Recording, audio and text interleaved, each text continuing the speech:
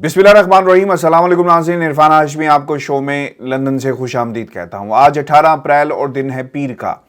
Viewers, 3 खबरें हैं जिस पर हम तफसील से बात करेंगे। पहली खबर, पाकिस्तान की इस्टेब्लिशमेंट को कौन से चैलेंजेस दरपेश हैं और वो लोग जो इस वक्त मुत्तहिदा हुकूमत के अंदर हैं, कभी पाकिस्तान की इस्टेब्लिशमेंट के खिलाफ बातें करते थे, एकदम से एक्टिव हुए। इन अनासिर की निशानदही भी करेंगे और इन चैलेंजेस से किस तरह निपटा जाएगा और क्या ऑप्शंस मौजूद हैं इस्टेब्लिशमेंट के पास, इससे भी हम पर्दा उठाएंगे। और दूसरी अहम खबर, वो लोग जो इमरान खान की हुकूमत के खिलाफ इकट्ठे हुए, एक कश्ती पे सवार हुए, अब ये कश्ती डगमगा रही है और बीच मंझधार में उलटने के लिए तैयार है, क्योंकि अब फूट पड़ गई है और सब चाहते हैं कि आईनी ओहदों के ऊपर उनकी जमात के ज़्यादा से ज़्यादा लोग बराजमान हों।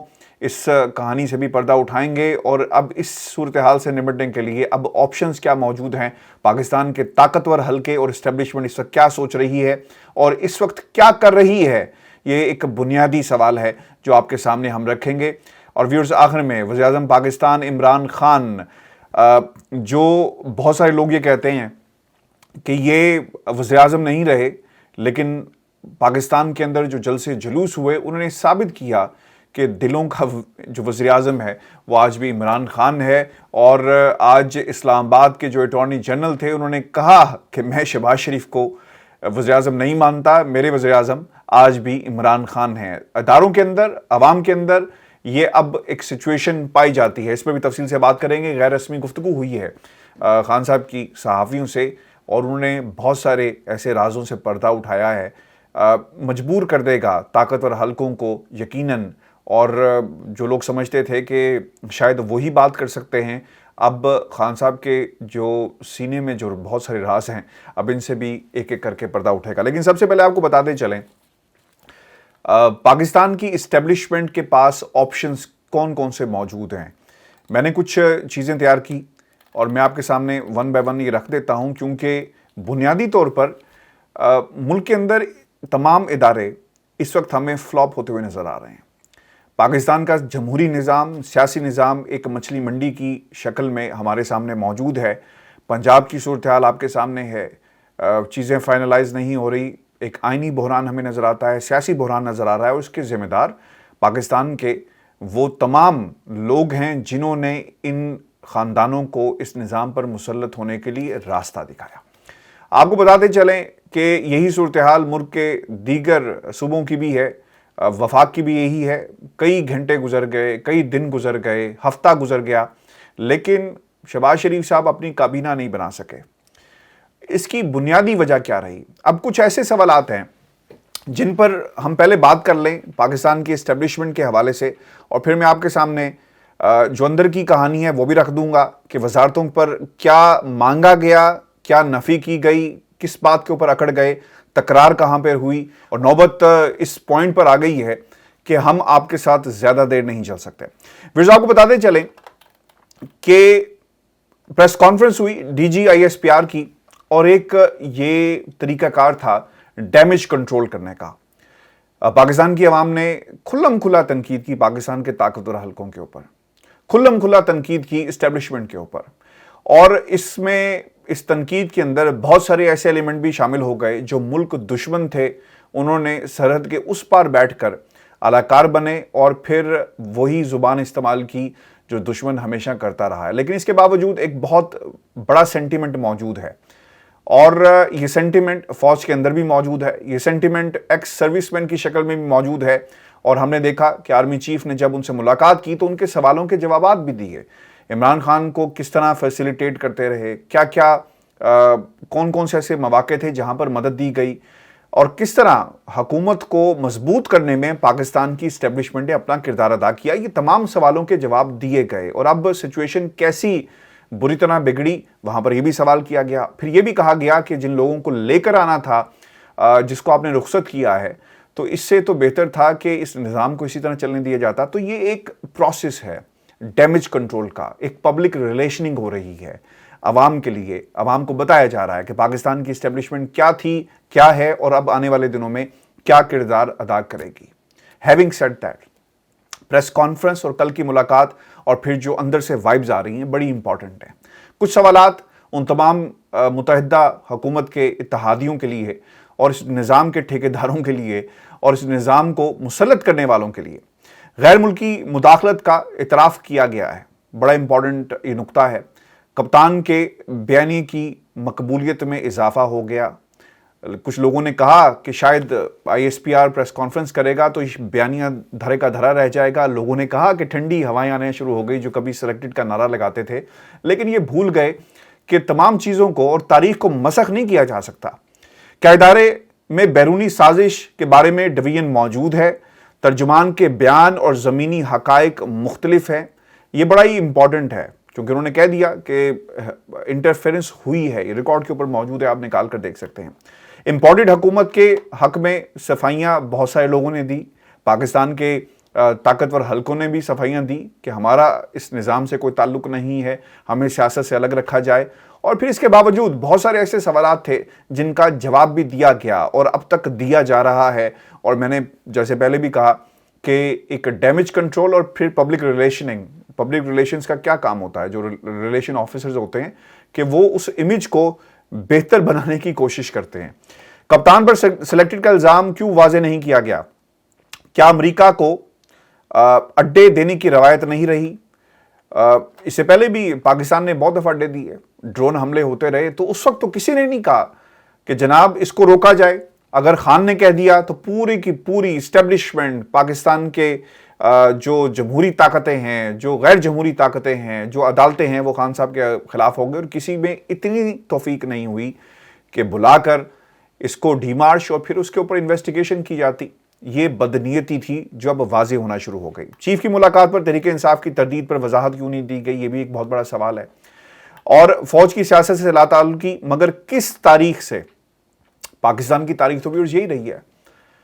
پاکستان میں جمہوریت کم رہی، غیر جمہوری قوتیں ملک کے اندر زیادہ آپ کو ایکٹیو نظر آئی، ہمیشہ نظر آئی۔ تو یہ تاریخ میں نے نہیں لکھی، بلکہ یہ وہ تاریخ ہے جو پاکستان کی ہمیشہ سے تاریخ رہی، اور اس تاریخ کو لکھنے والے پاکستان کے عوام نہیں ہیں، بلکہ یہ وہ لوگ ہیں جنہوں نے اس تاریخ کو بدلنے کی تو کوشش کی ہے، مسخ کرنے کی تو کوشش کی ہے، لیکن شاید یہ اتنا آسان نہیں ہو پائے گا کہ اس کو مسخ کیا جا سکے، اسے کسی طرح بدلا جا سکے۔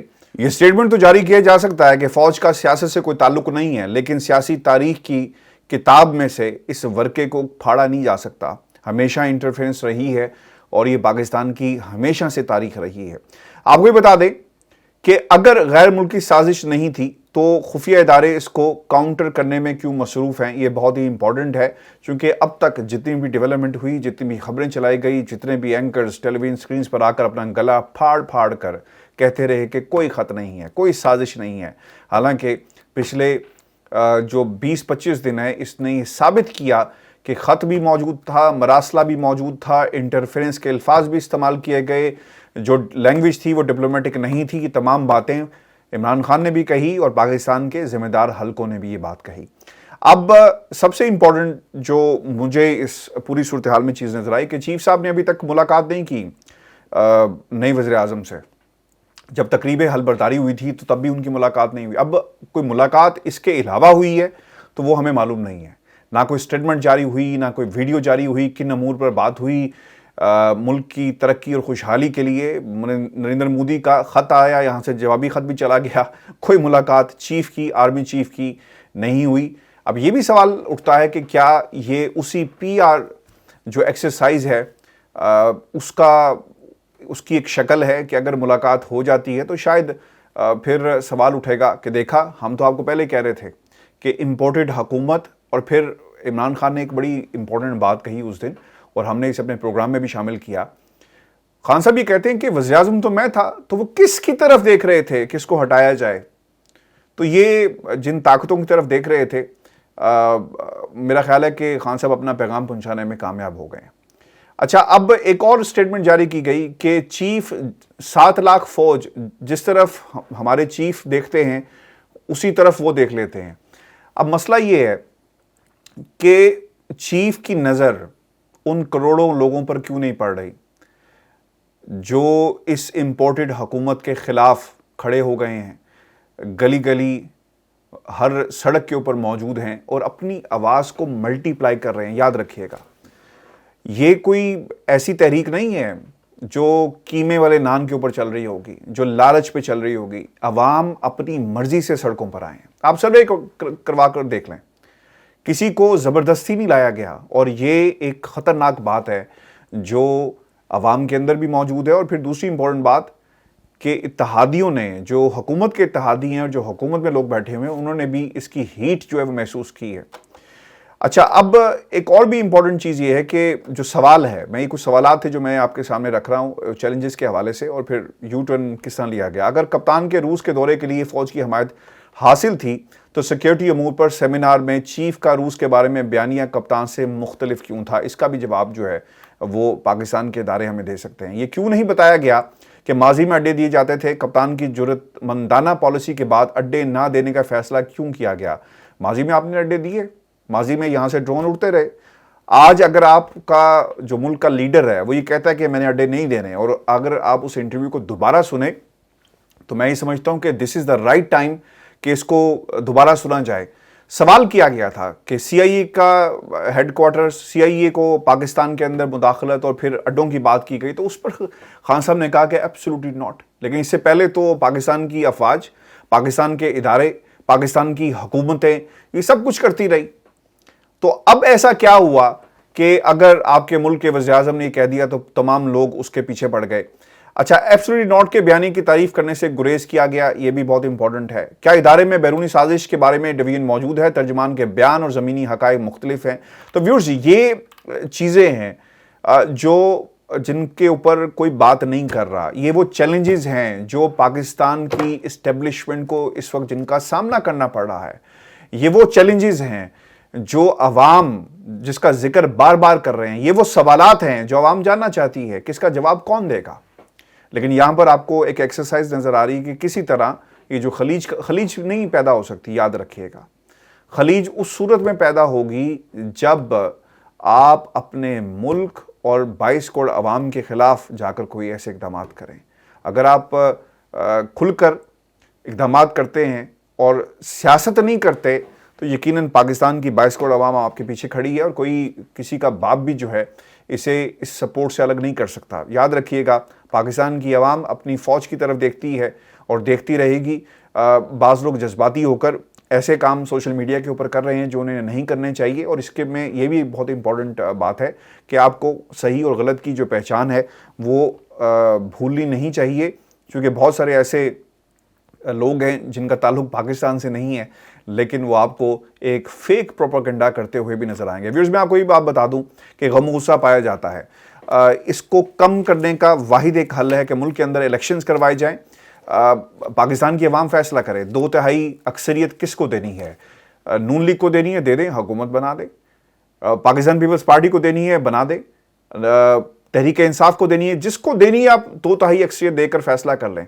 لیکن یہ جو چوچو کا مربع اس وقت بنا ہوا ہے, اس سے ملک آگے نہیں جائے گا. اتنے دن گزر گئے, کچھ لوگوں کی انا کی بھینٹ یہ نظام چڑھ گیا, پاکستان آگے نہیں بڑھے گا. یہ صرف اور صرف اپنی انا کی تسکین کے لیے سب کچھ کیا جا رہا ہے. جس طرح پاکستان کی اسٹیبلشمنٹ کو چیلنجز درپیش ہیں, بالکل اسی طرح اس حکومت کو بھی بہت سارے چیلنجز درپیش ہیں.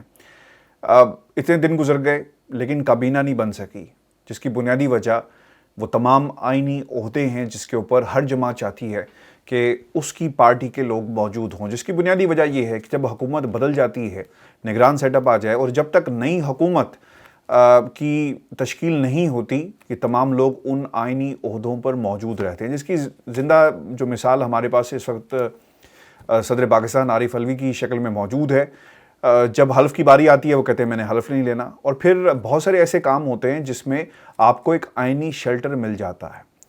یہ بھی یاد رکھیے گا. اب اس تناظر کے اندر کوشش یہ کی گئی نون لیگ کی طرف سے کہ چیئرمین سینٹ کی جو پوزیشن ہے وہ اسحاق ڈار صاحب کو دے دی جائے, جس کے اوپر پاکستان پیپلز پارٹی ناراض نظر آتی ہے, اور یہ کہتے ہیں کہ اس کے حوالے سے انہیں کوئی فیصلہ عدالت سے لینا چاہیے, چونکہ ڈار صاحب ملک کے اندر موجود نہیں ہیں, اور پھر ان کے اوپر کیسز اور پھر کس طرح چلے گئے. یہ ایک بڑا ایک ایسا مسئلہ ہے.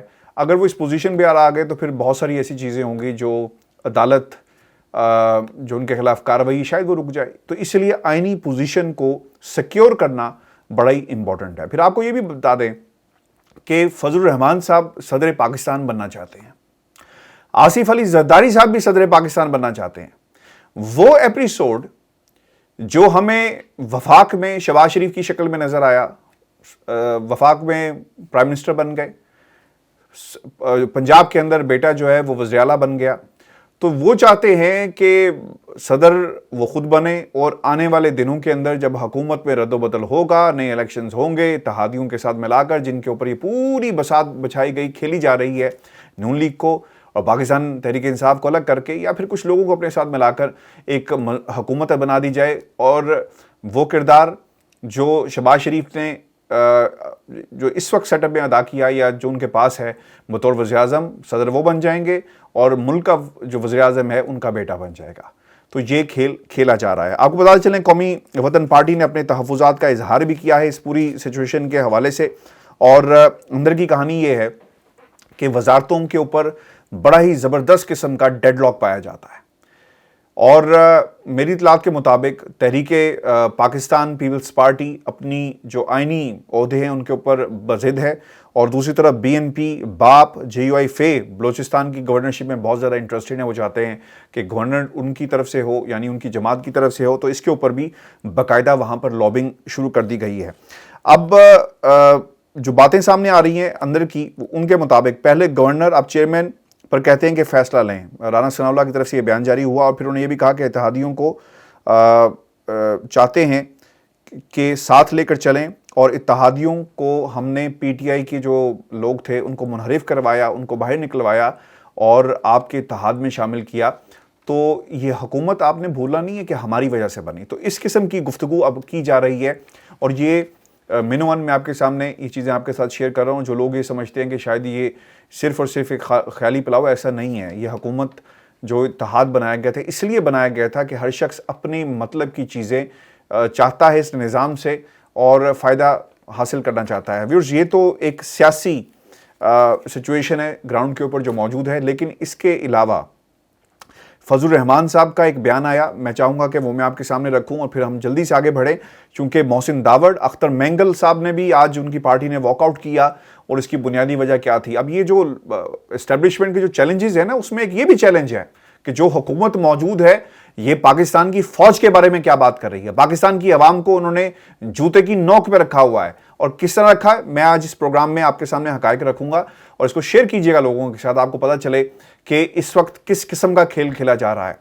فضل الرحمان صاحب یہ کہتے ہیں کہ جلد انتخابات کرائے جائیں ملک کے اندر، غیر فطری اتحاد حکومت پر یہ ایک پہلا وار ہے ان کا، مصلحت کی بھی ایک حد ہوتی ہے، غیر ضروری التوا ہمارا موقف نہیں۔ مولانا نے واضح کیا کہ ملک کی صدارت مانگ، اچھا وہ یہ کہہ رہے ہیں کہ مجھے صدارت دی جائے، یہ بھی ایک امتحان شہباز شریف صاحب کو انہوں نے ڈال دیا ہے، اور یہ ایک بنیادی چیز تھی جو حکومت کی کابینہ بننے نہیں دے رہی۔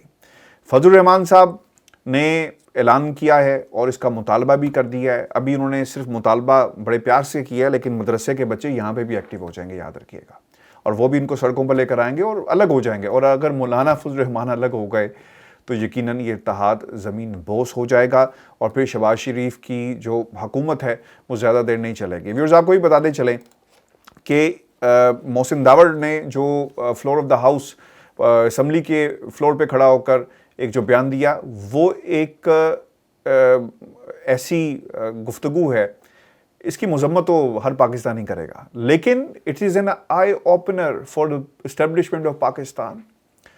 اور یہ سوال ہے، یہ ایک امتحان ہے ان کا کہ آپ نے جن لوگوں کی سپورٹ کی، وہ اسمبلی میں کھڑے ہو کر افغانستان کی، وہ ملک جس کی وجہ سے پاکستان کے اوپر بہت سارے امتحان، پاکستان کی حکومتیں کوئی بھی ہوں، یہ امتحان میں رہتی ہیں افغانستان کی وجہ سے۔ ہم ان کی جو جنگ ان کے ملک میں لگی ہوئی تھی، وہاں پہ اس جنگ کو ختم کروانے میں لگے رہے، امریکہ کو وہاں سے باعزت باہر نکلوانے میں لگے رہے، اور وہ ملک ہمارے ہی خلاف ہو گیا۔ یہ فیصلہ محسن داوڑ نے نہیں کرنا، وہ قوتیں جو بارڈر کے اوپر بیٹھ کر پاکستان کے اندر حملے کریں گی، پاکستان کی فوج اس کے اوپر جوابی کارروائیاں کریں گی، حملے ہوں گے، سٹرائکس ہوں گی، دشمن کو بتایا جائے گا کہ یہ جاگیر ان کے باپ کی نہیں ہے۔ محسن داوڑ صاحب وہی ہے، جب افغانستان سے ہیلی کاپٹر آتا تھا تو اس میں بیٹھ کر افغانستان جاتے تھے، وہاں پہ لوگوں سے ملتے رہے، ہم کیسے بھول جائیں۔ نواز شریف صاحب لندن میں ان لوگوں سے ملتے رہے، ہم کیسے بھول جائیں؟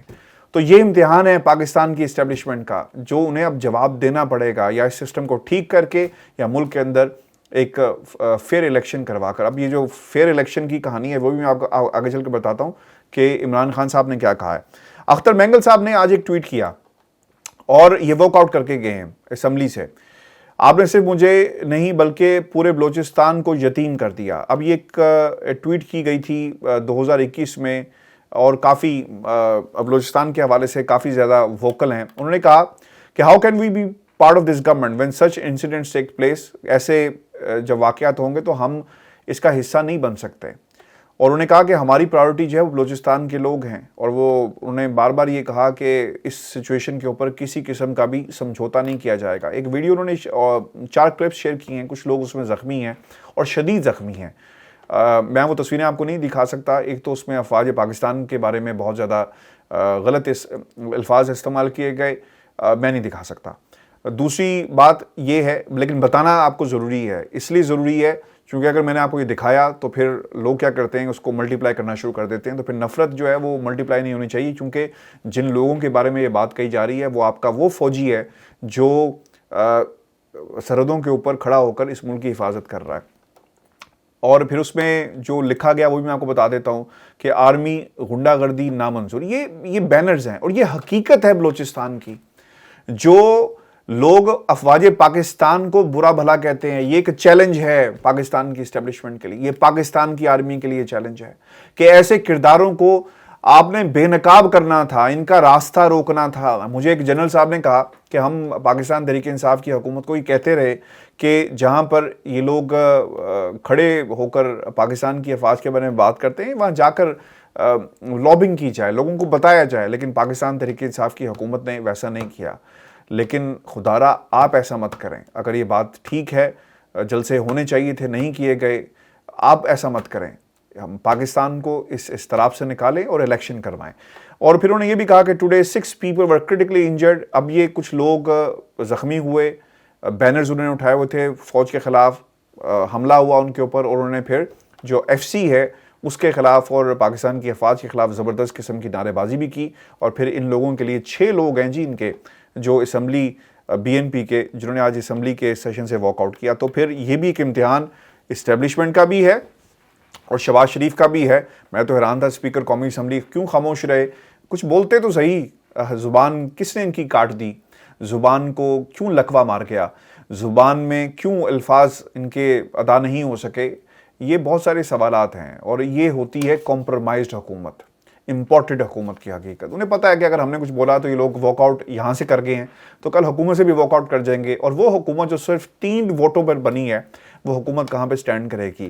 تو ویورز یہ سچویشن ہے۔ فضل الرحمان، محسن داوڑ، اختر مینگل صاحب جو کردار آپ کو سیاسی نظر آئیں گے، لیکن انہوں نے امتحان میں ڈال دیا پاکستان کی اسٹیبلشمنٹ کو اور پاکستان کے جو موجودہ حکومت ہے اسے بھی۔ اب ویورز آخر میں کوئکلی چاہوں گا کہ میں خان صاحب کی جو گفتگو تھی اس پہ بات کروں۔ خان صاحب نے بھی امتحان میں ڈال دی ہے اور بہت سارے راز جو ہیں ان سے پردہ اٹھا دیا ہے۔ اب یہ راز کیا ہیں اور اندر کی حقیقت کیا ہے جو ملاقات ہوئی، میں چاہوں گا کہ ڈیٹیل میں بات ہو اور میں جلدی جلدی یہ بات نہ کروں، اس کے اوپر اگلی ویڈیو میں آپ کے سامنے ڈیٹیلز رکھوں گا۔ اور آپ کو جو فون کیے جا رہے ہیں، اب جماعت اسلامی کو بھی فون ہوا ہے آج خان صاحب کی طرف سے، یہ بڑا ہی امپورٹنٹ ہے۔ اور خان صاحب شاید آنے والے دنوں کے اندر مزید لوگوں سے بھی ملاقاتیں کریں، اور یہ سیاسی جو میدان اور سیاسی منظرنامہ ہے یکسر تبدیل ہونے والا ہے، یاد رکھیے گا۔ کس کی فیور میں جاتا ہے ابھی ہم کچھ نہیں کہہ سکتے، لیکن یہ یکسر تبدیل ہوگا۔ اور چیف الیکشن کمشنر کے بارے میں اسٹیبلشمنٹ نے کیا کہا عمران خان کو، اگلی ویڈیو میں آپ کے سامنے حقائق رکھیں گے۔ ویورز اب تک کے لیے اتنا ہی، اجازت دیجیے، اللہ نگہبان۔